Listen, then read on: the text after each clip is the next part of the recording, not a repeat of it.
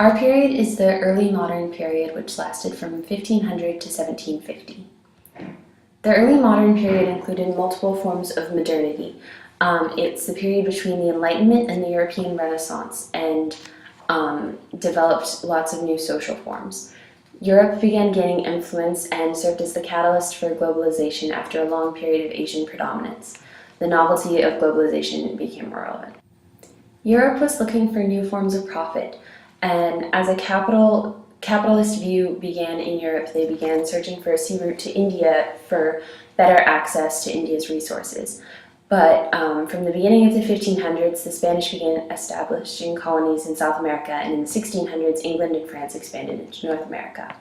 In their search, they discovered new resources in the Americas, namely tobacco in North America and silver in South America.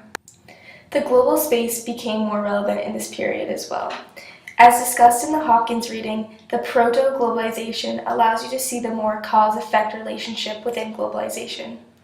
Inventions from Europe include printing in wind and water mills, extensive postal systems, maritime technologies, and navigation techniques were developed.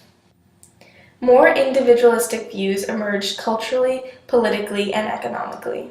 There was more material accumulation from trade and investments, as well as the capitalist world system, what we know today as the free market, capital market, and ability to make global trades. And today an example of that is an FDI, or foreign direct investment. The monarchs of Spain, Portugal, the Netherlands, France, and England constructed new interregional markets that were more beneficial to their exotic trading partners. Trade really took off right after the discovery of America. Hopkins linked producers and consumers in the British East India Trading Company. He also discussed Dutch joint stock companies, which required large amounts of capital, and money was raised by selling shares to the investors who became partners in this venture.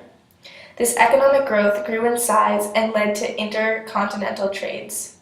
For example, the slave trade, forced population transfers with the Americas, led to suffering of millions, but benefited the white Europeans in their home country, one of the first real examples of individualism and capitalism in this period.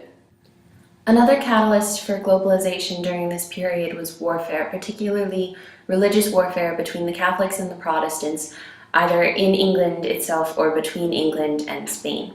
This caused a dislocation from Europe from people fleeing religious torment. Warfare served as a catalyst to globalization and eventually led to the American Revolution and the long process of decolonization.